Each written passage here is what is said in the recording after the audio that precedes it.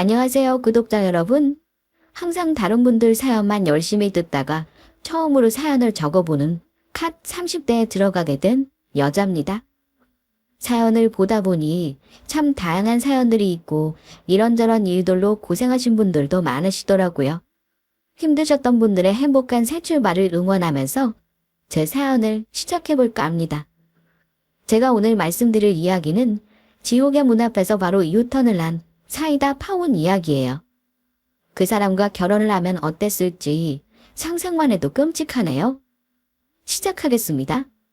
저는 일남일녀의 막내딸로 유복한 가정에서 어렸을 적부터 많은 사랑을 받고 자랐습니다.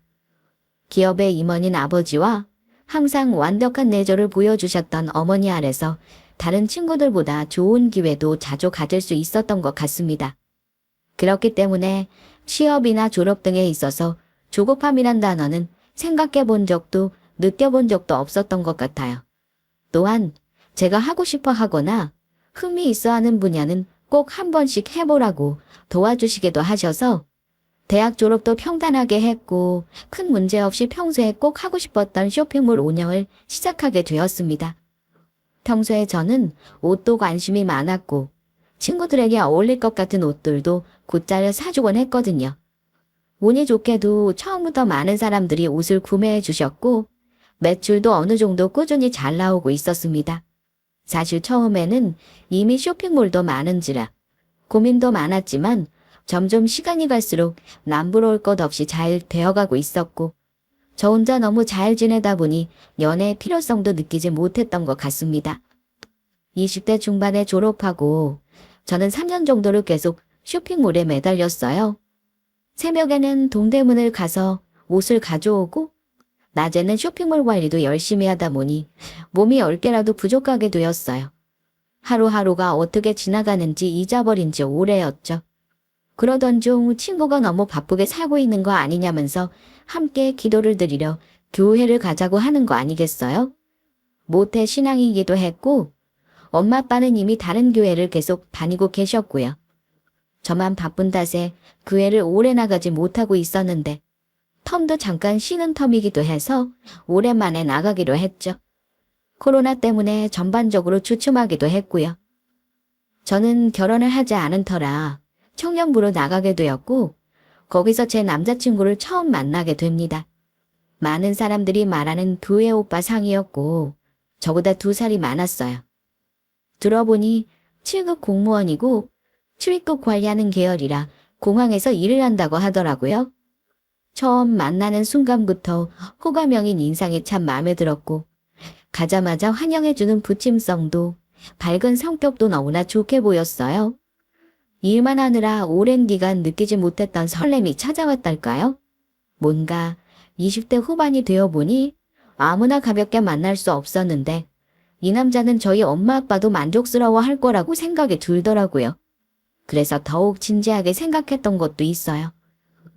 친구의 권유로 가게 된 교회에서 저는 오랜만에 제 신앙심을 느꼈고 그렇게 꾸준히 교회 생활을 하게 되었어요.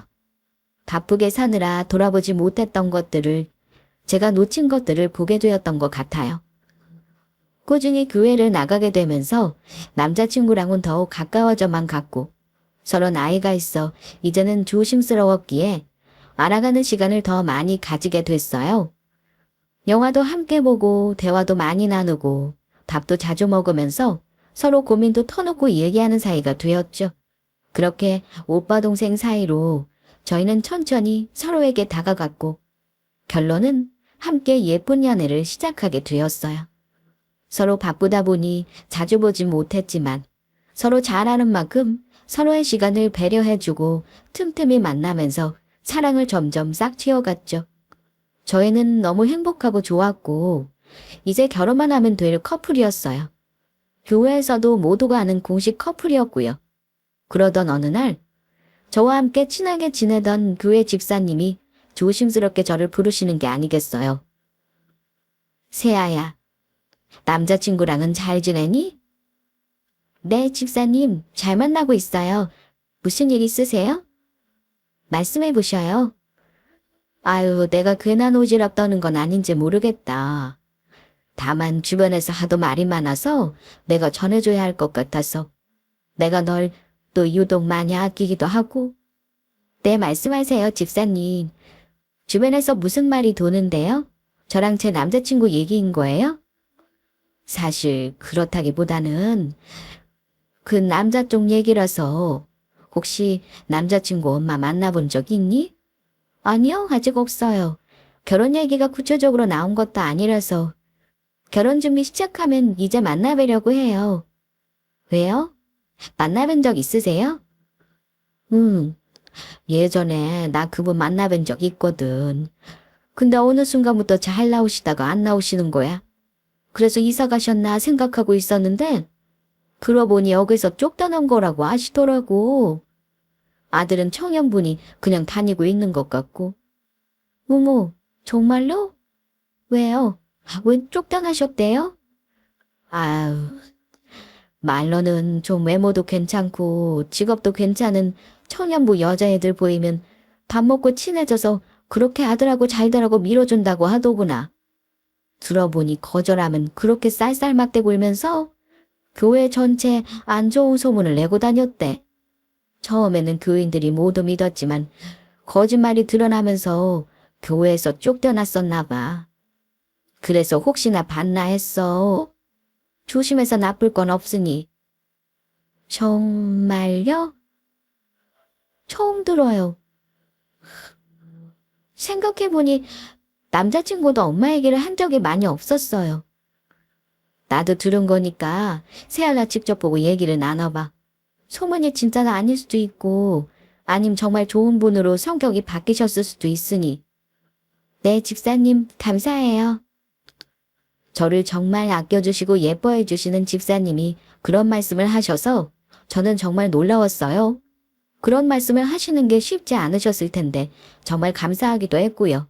그런데 남자친구가 왜 엄마 말을 잘 안 했지? 라는 생각부터 그 말이 진짜라면 저는 그 어머님과 함께하기 힘들겠다는 생각이 먼저 들었어요. 지금 생각해보니 남자친구가 엄마에 대해서 한 말이라고는 친구 공무원인 나를 엄청 자랑스러워 하신다 정도의 말뿐이었어요. 전 너무 안 하길래 그냥 안 친한 거겠거니, 이미 다 아들이 커버려서 서먹한 거겠거니 생각했고요. 남자친구는 계속해서 결혼에 대한 이야기를 했고 뭔가 곧 결혼이 진행될 것 같은 마음에 저는 집사님이 말씀해 주신 내용에 대해서 더 확인해 보고 싶었어요. 제가 어머님에 대해서 미리 알 수 있는 방법은 아무리 생각해도 없었고 가까이서 접촉하신 분들이라면 잘 아실 거라고 생각했어요. 그렇게 저는 집사님 두 분 정도를 만나 뵙고는 조심스럽게 어머님에 대해서 여쭤보기 시작했어요. 물론 티는 나지 않게요. 남자친구 어머니께 선물을 해드리려고 하는데 어떤 걸 좋아하시는지 성향을 제가 아예 몰라서요. 어떤 분이셨어요? 어떤 걸 좋아하시나요? 이렇게 물어보는 질문에 어떤 집사님은 두 분은 모두 좋게 대답을 해주셨어요. 너무 좋은 분이시지. 허영이 많으시기도 않으시고 아들 열심히 키우셔서 요새 턱 보고 계시잖니. 자그마하게 너가 청승만 보여드려도 좋아하실 거야. 기특하다. 미리 그렇게 선물도 준비하고. 요새 애들 그렇게 잘 안 하잖아. 점점 헷갈리기 시작했어요. 청년부 여자애들을 건드렸다는 게 소문인 건지 아니면 정말 그런 분인데 겉으로는 안 그런 척 하신 건지요. 혼란스러워 힘들었지만 일도 바쁘고 지나며 그 일은 점점 잊혀져 갔어요. 어머님에 대한 안 좋은 소문일 수도 있겠거니 생각도 했고요. 그동안 남자친구는 저에게 프로포즈를 했습니다. 물론 남자친구를 너무나도 사랑했기에 저는 결혼은 진행하기로 합니다. 좋게 말해주신 집사님 두 분의 말을 믿고 말이죠. 다만 저는 제 선택에 대한 확신도 얻고 싶었는지 처음으로 남자친구를 엄마 아빠께 보여드리기로 결정했어요. 제 첫인상과 같게 저희 엄마 아빠는 너무나도 마음에 들어 하시더라고요. 첫 시작을 서로 행복하게 할 수 있어 참 다행이었어요. 장인어른, 믿어주셔서 감사합니다. 앞으로 잘 만나고 우리 새아 잘 챙기도록 할게요. 아이고, 그렇게 말이라도 잘해주어서 고맙네. 사실 우리 딸, 막내딸로 커서 부족한 게 너무 많아. 부끄럽게 생각하네. 그래도 예쁘게 봐주어서 고마워. 아닙니다, 장인어른. 저는 새아이의 부족한 부분까지 모두 사랑하고 있습니다. 제가 모두 채우겠습니다. 제 눈에는 정말 완벽한걸요. 오호호, 말도 참 예쁘게 하는구만. 내가 여기 앞에 저 건물 보이지? 저 건물 주거든. 산지는 얼마 안 됐는데 재개발이 된다는 말이 나오면서 지금 엄청 올랐지 뭐야. 나중에 결혼하고 내가 꼭 이 서방 챙겨주마. 아, 장인어른, 정말이십니까? 안 그러셔도 되는데. 감사합니다. 감사합니다. 사실 저희 아빠가 건물주라는 사실은 딱 저희 가족만 알고 있는 사실이었어요. 평생 동안 사업으로 열심히 돈을 벌어온 아빠였고 처음으로 한번 재테크 해본답시고 구매하신 건물이었거든요. 엄마 아빠 모두 조용하신 분들이라 떠들썩하게 어디 자랑하고 다니시지 않으셨고요. 근데 남자친구가 너무 마음에 드셨던 건지 처음으로 말을 하시더라고요. 남자친구를 너무 사랑했기에 챙겨주겠다는 아빠의 말이 감사하기도 했지만 저는 받을 생각은 전혀 없었습니다. 여태까지 고생하면서 자수성가한 아빠였으니까 당연히 엄마 아빠의 노후자금으로 쓰셔야 한다고 생각했거든요. 남자친구도 아빠가 너무 예뻐해 주셔서 감사했는지 한참을 싱글벙글 하더라고요. 지금 생각하면 예뻐해 주셔서 웃은 게 아닌 것도 같습니다. 그렇게 돌아오는 길에는 이제는 어머님 아버님을 만나 뵙기로 하고 이야기를 나누게 되었습니다. 오늘 우리 아빠가 엄청 예뻐하더라. 사람 그렇게 잘 안 믿는데 말이야. 사업하면서 사람한테 엄청 대이셨었거든. 진짜 다행이야. 막내딸이라 아무도 허락 안 해주실 줄 알았어. 나 오늘 정말 긴장하고 가는데 너무 다행인 거 있지? 앞으로 더 잘해드려야겠어. 진짜 우리 아빠처럼 생각하고 말이야. 이제 어머님도 한번 배워야 할 것 같은데. 아버님은 거의 지방에 계시다 했지? 언제 한번 뵐 수는 없나? 밑에 지방에서 관리자로 일하고 계셔서 올라오시기가 쉽지 않아. 나 어릴 때부터 거의 뵙기 힘들었었어. 그런데 사실 나도 아직 아빠가 어려워. 우선 우리 엄마 보고 나중에 날짜 맞춰서 아빠 보고 그러면 될 것 같은데? 그래. 그럼 어머님은 언제 가면 되나? 오빠가 정해서 알려줘. 내가 시간 맞출게. 뭐 좋아하셔? 뭐 사들고 가야 할 것 같은데? 에이 됐어. 그냥 몸만 와. 이번 주에 갈까 그럼? 내가 말해둘게. 저희는 드디어 그 주 주말에 어머님을 만나 뵙기로 결정했어요. 오랫동안 기다려왔는데 드디어 만나 뵙는다 생각하니 너무 떨리더라고요. 저는 한 주 내내 뭐라고 먼저 인사드려야 할까, 무엇을 입고 가야 마음에 들어 하실까 등등 많은 생각들로 두근거리면서 기다렸고 그렇게 기다렸던 주말이 되었습니다. 남자친구와 함께 집에 도착하니 어머님께서는 처음 보자마자 안아주시면서 따뜻하게 반겨주셨고 많이 궁금하셨는지 이것저것 물어보시기도 하셨어요. 전혀 안 좋은 소문에 어머님 같지 않았고 인자하고 온화한 느낌이 많이 들어서 시집도 잘 가는 거 아닐까라는 생각도 잠시 했었죠. 집사님이 소문을 잘못 들으셨다고 생각하며 가서 말씀드려야겠다고도 생각하면서요. 평소에 우리 아들한테 얘기 많이 들었다. 참 곱고 예쁘네. 어서 오거라. 오느라 고생 많았지? 어머님 안녕하세요. 처음 뵙겠습니다. 저도 말씀 많이 들었어요. 앞으로 잘 부탁드릴게요. 오는 건 정말 하나도 안 힘들었어요. 그렇게 안부를 나누고 있는데 저기 안방에서 어떤 여자분이 한 분 나오시는 게 아니겠어요? 저는 깜짝 놀랐고 남자친구를 쳐다보니 남자친구도 처음 보는 눈치더라고요. 어머님, 친척분이신 거예요? 갑자기 나오셔서 너무 놀랐어요. 안에 계신 거 알았으면 먼저 인사라도 드리는 건데요. 아니, 신경 쓸 거 없다. 내 친구야? 오늘 아가 한번 보고 싶다고 해서 불렀어. 불편할 거 없다. 조금만 있다가 갈 거야. 사실 어머님 친구라고 하기에는 많이 어려 보이셨어요. 정장을 입고 계시기도 했고 도저히 저를 보고 싶어 하신 분이 아닌 것 같은 인상에 저는 계속해서 의문이 들었습니다. 어머님과 저 남자친구 이렇게 셋이서 점심 식사를 한 뒤에 과일을 먹고 있는데 그 친구분이 나오시더라고요. 자세히 보니 종이와 펜도 가지고 나오시더군요. 아가, 이제 좀 물어볼 게 있는데 혹시 뭐 좀 물어봐도 될까? 네? 그럼요. 다 물어보세요, 어머님. 뭐 궁금하셨던 거 있으세요? 사실 나 우리 아들 정말 열심히 키웠어. 남편은 지방에 내려가 있어서 얼굴도 잘 보지 못했고 학교 다니는 내내 내가 다 돌봤거든. 또 외동아들이지 않니? 대학 졸업하고 공무원 준비한다고 할 때도 나는 열심히 밀어줬다. 우리 아들만한 사람 드물어. 알지? 네? 네, 고생하셨겠어요, 어머님. 혼자 키우는 게 만만치 않으셨을 텐데. 남자친구도 공부한다고 많이 힘들었겠어요. 어머님도 그렇고. 그럼. 그래서 말인데, 잘난 우리 아들이랑 결혼하려면 내가 준비한 심사에 합격해야 한다고 생각한다. 이런 자격은 있는 것 같구나. 옆에 이 친구는 결혼정보회사에서 오래 일한 친구인데 우리 아들 점수 매겨보니 엄청 높게 나오더라고. 키도 크고 훤칠하고 직업도 좋다면서. 지금부터 물어봐도 되지? 유별난 엄마라고 생각하지 말거라. 여태까지 내가 한 게 있잖아. 그렇게 갑작스럽게 어머님은 며느리감 심사를 하신다고 하더라고요. 너무 황당했지만 대체 무슨 심사인지 궁금하기도 했어요. 실적 보니 질문 리스트가 몇 장은 되더라고요. 옆에서 그 친구분이라는 결혼정보회사 직원분은 적을 준비를 마친 듯 보였고 그렇게 심사가 시작되었습니다. 저는 이 상황을 남자친구가 막아줄 수 있지 않을까 생각했는데 제 착각이었어요. 멀뚱멀뚱 엄마만 보고 있더군요. 차 우선 차 있니?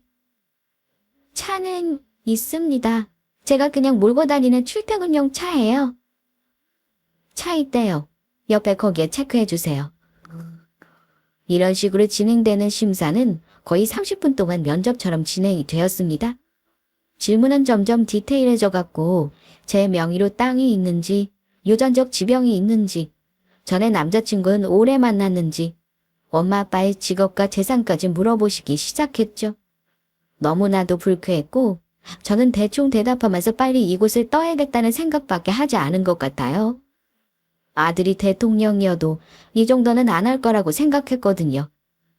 정말 이렇게 질문을 하고 점수를 사람 눈앞에서 매기는 시어머니가 계신가요? 전 정말 드라마나 영화에서도 듣도 보도 못했거든요. 제가 들은 모든 질문이 굉장히 무례하게 짝이 없는 질문들이었어요. 이미 저는 그 모든 질문들을 들으면서 결혼에 대한 생각이 떠나고 있었기에 아빠가 대기업 임원이시고 유복하게 자라왔다는 말은 입도 뻥긋하지 않고 있었어요.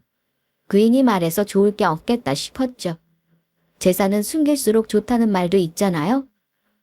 엄마 아빠께서 일도 안 하고 계시고 제가 용돈을 드린다고 말씀드리니 어머니께서는 질문하시면서 슬쩍 쳐다보시고는 별거 아니라는 표정을 하시고는 조용히 비웃으시더라고요.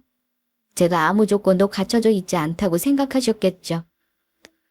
못 믿으셨을 거예요. 그렇게 저는 속으로 그래, 이 모든 게 그냥 내 인생의 웃긴 해프닝이라고 생각하자고 하면서 급하게 마무리를 하고 정리를 하는데 어머님께서도 그 뒤로는 딱히 결혼에 대한 말씀을 일체 안 하시더라고요. 나중에 또 봐요. 우리 아들이랑은 친하게 잘 지내고 2년이면 결혼하겠지. 안 할 수도 있고 우선은 탈락이에요. 당장은 결혼이 힘들 것 같네.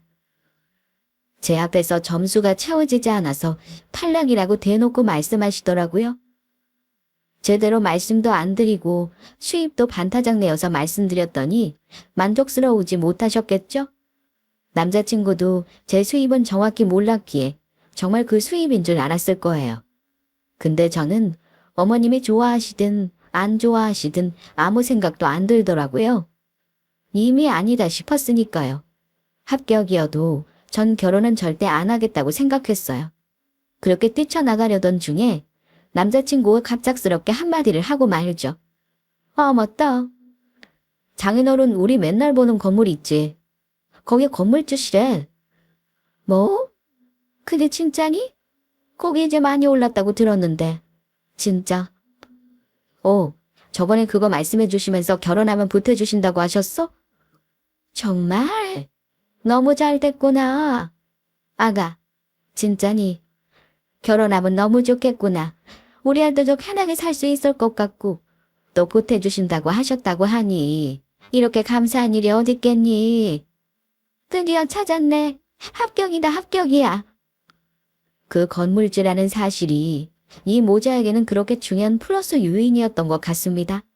그 이야기를 듣자마자 결혼정보회사 직원분, 어머님, 남자친구 모두 얼굴이 환해지더라고요.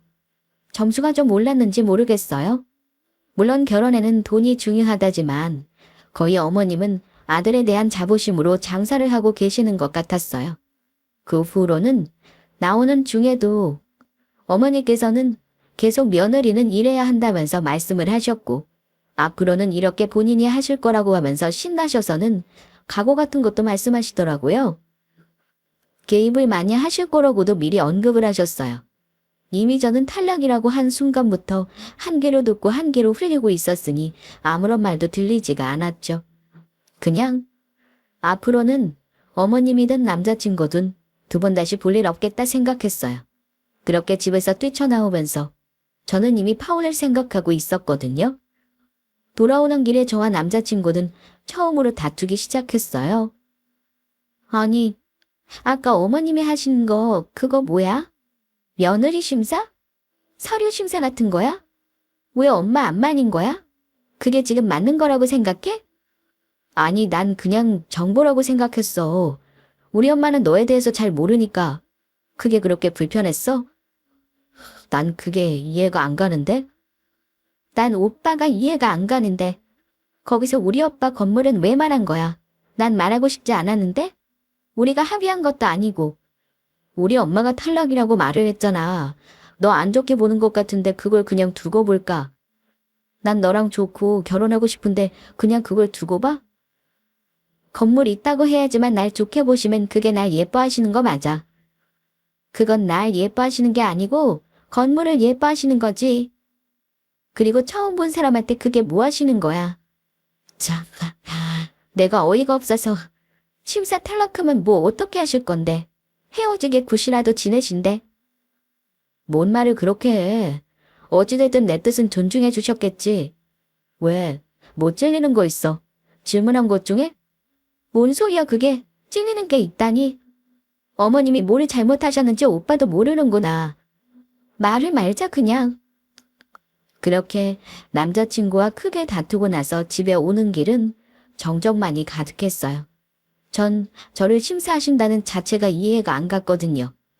100번 저를 합격시킨다고 하셔도 저는 싫었어요. 저도 집에서는 귀한 딸이었거든요. 속으로는 부글부글 끓고 있었고 저는 집에 가자마자 엄마 아빠께 이 일들을 모두 말씀드렸어요. 저희 엄마 아빠도 화가 많이 나셨는지 절대 결혼은 하지 말라고 하시더라고요. 이 서방 좋게 봤는데 정말 실망스럽다고 하시면서요. 나이 많으신 어른은 100번 양보해서 그럴 수 있어도 옆에서 남편이 지켜주지도 못할 망정 찔리는 거 있냐면서 다그치는 모습은 앞으로도 골장말장 뻔하다고 하시더군요. 저도 정확하게 그렇게 생각했고요. 저희 가족끼리는 아무것도 시작 안 해서 다행이라고 말을 하기 시작했어요. 그렇게 저희는 파혼을 입에 올리고 있었습니다. 다만 저는 이대로는 파혼할 수 없었어요. 너무나도 억울했거든요. 제가 뭘 그렇게 잘못했는지 열심히 살아온 죄밖에 없는데 탈락이라는 말을 들으니 너무 자존심도 상했던 게 사실입니다. 그 뒤로 시어머님은 건물주 딸인 제가 너무 마음에 들었는지 계속해서 전화를 주기 시작했어요. 이제 아예 며느리로 생각하고 계신 듯 했습니다. 아들한테 건물도 준다고 하고 이것저것 여유있게 보태준다고 하시니 마다할 이유가 없었겠죠. 건물주라는 말을 듣자마자 합격을 주셨으니까요. 계속 전화를 하시면서 이것저것 계속 읊어주시기 시작하셨습니다. 전화를 받지 않으면 문자로도 말씀해 주시더라고요. 예, 내가 오늘 사주를 보고 왔는데 둘이 궁합도 너무 좋더구나. 우리 아들이 빛을 볼 수 있게 해줄 며느리감이라더구나. 너무 좋지 않니?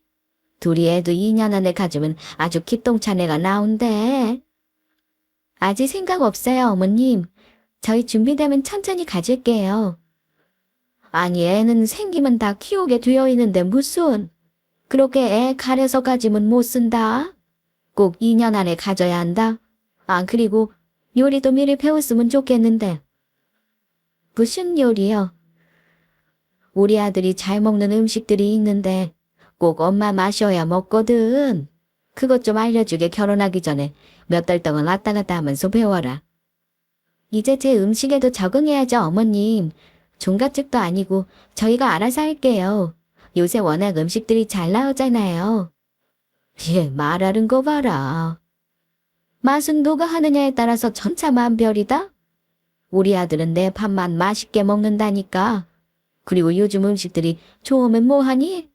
그게 건강에 좋은 것도 아니고 매일 사서 먹을 수도 없잖니. 오늘 어떠니? 저 오늘 회의 있어서 바빠요. 그리고 이렇게 업무 시간에는 전화 안 두셨으면 좋겠습니다. 이런 내용을 시작으로 어머님은 집은 어디로 할 거냐, 어디 방향이 좋다더라부터 장을 보러 가자까지 다양하게 관여를 하시기 시작하셨어요. 아들의 와이프가 아니라 아들을 챙겨줄 수 있는 엄마의 복사본을 만들고 싶어 하는 듯 했습니다. 그렇게 하루에 3통은 기본으로 전화가 왔고 식사 때마다 남자친구랑 무엇을 먹었는지까지 물어보셨어요. 아직 신혼집도 없어서 같이 살지도 않았는데 말이죠.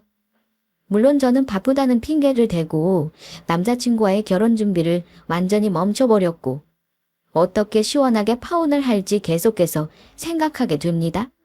그러던 어느 날 어머님은 전화를 또 하시더니 갑자기 예단 이야기를 꺼내시는 게 아니겠어요? 네, 어머님, 무슨 일이세요? 아니, 내가 중요한 말을 안 해서. 예단 말이다. 예단이요? 요새 예단 잘 안 하잖아요. 거의 생략하던데. 어떤 거 말씀하시는 거예요? 아니다. 해야 할 건 해야지. 욕을 뒤로 안 먹는 거야. 내가 불러줄 테니까 받아 적어보거라. 그렇게 사돈의 8촌의 예단을 비싼 것만 적어주더니 모두 준비하라고 하시는 게 아니겠어요. 예방적인 통보였어요. 어머님, 전 못해요.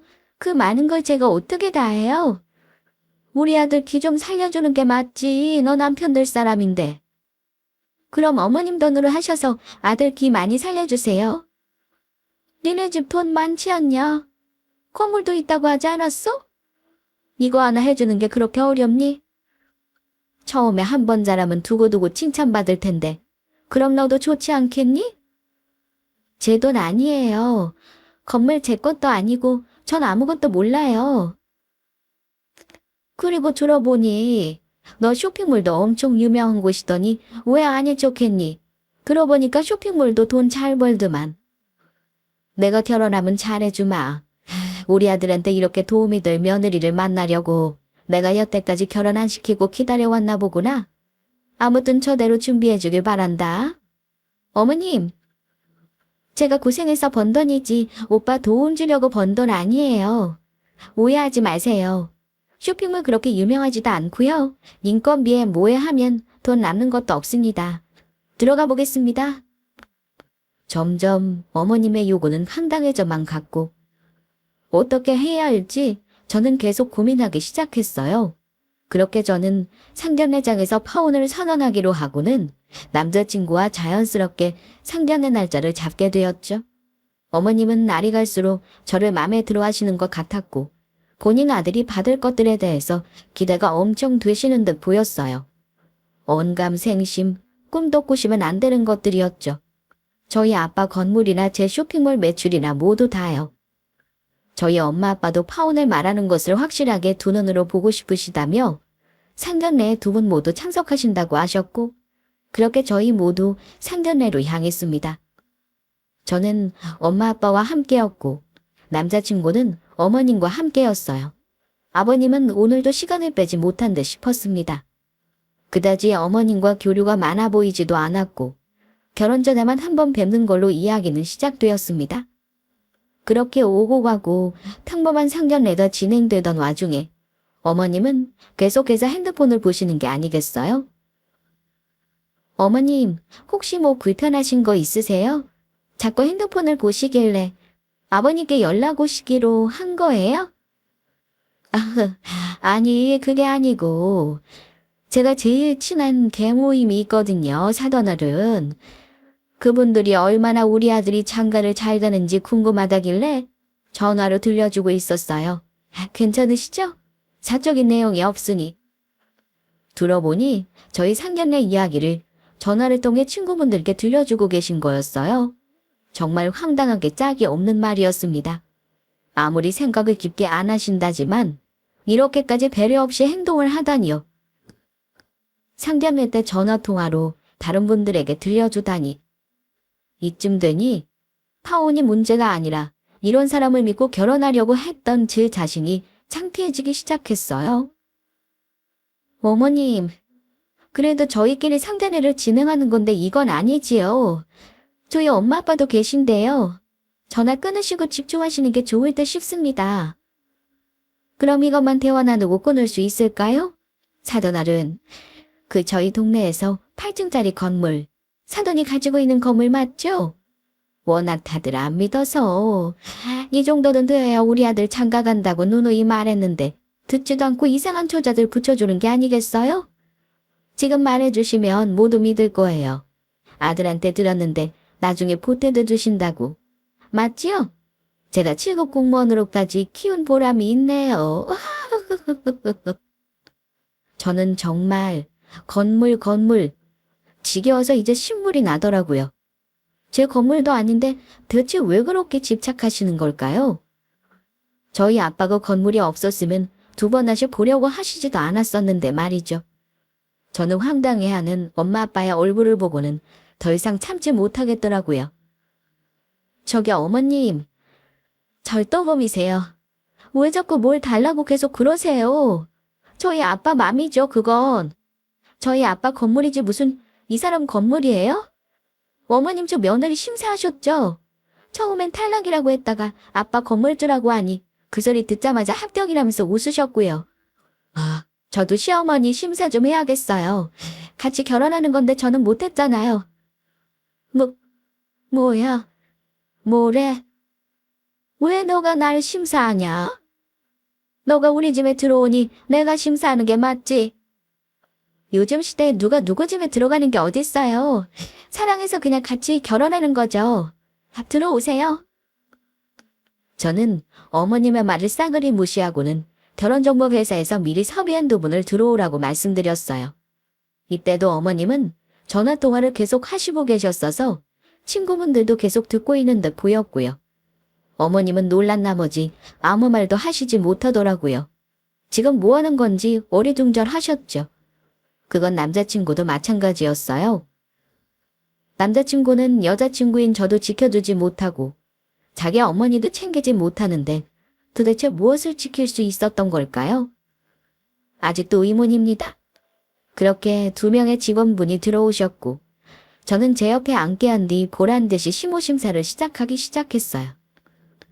어머님, 다 하셨던 거니까 기분 나쁘지 않으시죠? 저도 어느 정도 점수가 나와야지 시어머니로 모실 수가 있어서요. 부탁드릴게요. 우선 제가 리스트를 받았으니 여쭤볼게요. 그렇게 저는 운을 띄우고는 저에게 물어보셨던 것과 똑같이 질문을 30분 동안 열심히 하기 시작했습니다. 저희 엄마 아빠는 제가 하는 대로 그대로 놔둬주셨고요.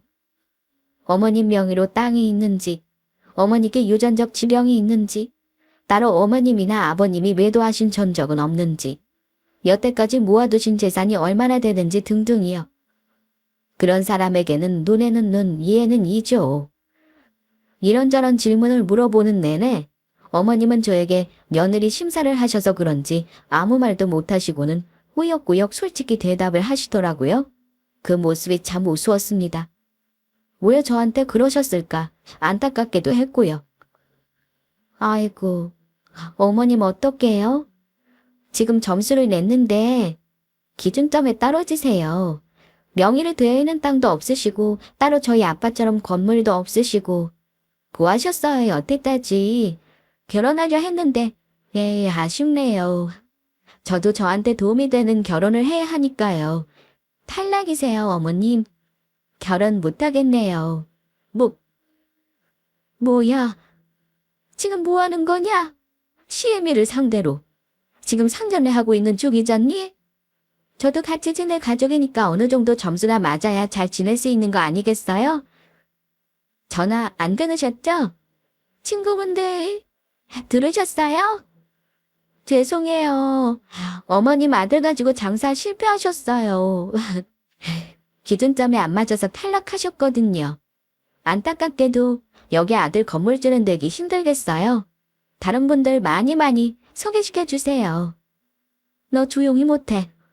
내가 뭐가 부족해서. 그리고 결혼은 애들 둘이 하는 거 아니냐? 왜 날 끌어들여서는? 저희끼리 하려고 했는데 끼어든 건 어머님이세요. 그리고 들어보니 교회에 소문이 쫙 났던데요. 청년부에 괜찮은 여자애들 점 찍고서는 싫다 하면 그렇게 괴롭히셨다면서요? 왜요? 그때는 다 탈락했었나 봐요? 그때도 이렇게 면접 보셨어요, 어머님? 그러시면 안 돼요. 벌 받아요. 아무튼 저희는 들어가 보겠습니다. 쓸데없이 아들 건물주 만들 생각하시지 말고 기준점은 90점이니 더 돈 벌어서 오시던가 점수를 올릴 방법을 생각해 오세요. 그렇게 저와 엄마 아빠는 나가려는 채비를 하는데 어머님이 갑자기 머리가 아프시다며 들어놓으시는 거 아니겠어요. 그 와중에 실눈 뜨고 있는 것이 보여 서둘러 나가는 중에 남자친구가 저를 붙잡았습니다. 세아야, 뭔가 오해가 있었나 본데 우리 엄마 그렇게 못된 사람 아니야. 정말 그냥 궁금해서 물어보신 것 뿐이시래. 근데 이렇게까지 해야겠어. 뭐가 오해인데 대체? 월급 반타작 깨서 말하고 엄마 아빠 직업 없다 했더니 뭐? 기준점에서 낮아서 탈락? 잘난 아들이랑 결혼하려면 심사에 합격을 해야 해? 너 무슨 하버드 다니는 애라도 되니? 웃긴다. 가짜라서 정말. 너랑 너 엄마는 주제를 먼저 좀 알아야 해. 뒤부터 생각하지 말고. 너 말 다 했냐? 찔리는 거 있네 이거. 너 다 뻥이지? 너 돈은 벌기나 하니. 그러니 이렇게 불불 날리지. 우리 엄마한테 사과해. 말 조심해. 너나 사과해. 나한테 무례하게 굴어서 화냈더니 나보고 찔리는 거 있냐는 거. 그리고 우리 합의 없이 엄마한테 홀랑 건물주라는 거 말해버린 거. 얼마나 몇 달 동안 건물 가질 생각에 설렜을까. 안쓰러워라. 나랏밥 먹고 일하시니까 돈 열심히 모아서 청와대 옆에 건물 세우시면 되겠네요. 그렇게 저는 머리 아프시다고 싸매고 있는 어머님과 그 옆에 그대로 생중계되고 있는 핸드폰, 그리고 화를 내며 째려보고 있는 남자친구까지 모두를 뒤로하고 그곳을 나왔습니다. 정말 가관이더군요. 그 이후로 어머님과 남자친구는 제가 너무 아까웠는지 하루에도 몇 번씩 전화가 오며 저를 붙잡기 시작하더라고요. 전화 올 때마다 받아서 하는 말을 들어보니 잘못했다며 사과하는 내용이 거의 다였습니다. 실수였다고 하면서 말이죠. 물론 사람은 실수할 수 있다고 생각합니다. 말이나 행동 모두 다해요. 다만 그러한 배려 없고 무례한 행동이 계속해서 이어진다면 그건 더 이상 실수가 아닌 거겠죠. 그 뒤로 집사님께 들어보니 동네에는 이미 소문이 다 나서 파렴치한 시모로 낙인이 찍혔다고 했고, 남자친구는 청년부 친구들에게 모두 저에게 전화해서 붙잡아달라 사과했다고 전해달라고 하면서 구질구질한 모습을 계속 보이고 있다고 들었습니다. 최근에는 제 파혼 이후도 소문이 나게 되어 이제는 교회도 못 나간다고 들었네요. 그렇게 큰일 날 뻔한 어머님과 남자친구를 피한 저는 현재 건실하고 똑 부러지는 남자친구를 만나서 행복하게 하루하루 잘 지내고 있습니다. 정말 제가 운이 트여버렸는지 사업도 점점 더 대성하고 있고 코로나가 주춤하면서 매출도 3배가 더 늘었습니다. 엄마 아빠도 더 이상 말을 꺼내시지 않고 저를 믿어주며 응원해주고 계시고 정말 걱정 없이 잠도 잘 자고 있어 웃음이 떠날 일이 없답니다. 여기까지 운이 참 좋았던 제 파혼 이야기였습니다. 읽어주신 구독자분들 모두 감사합니다. 항상 행복하세요.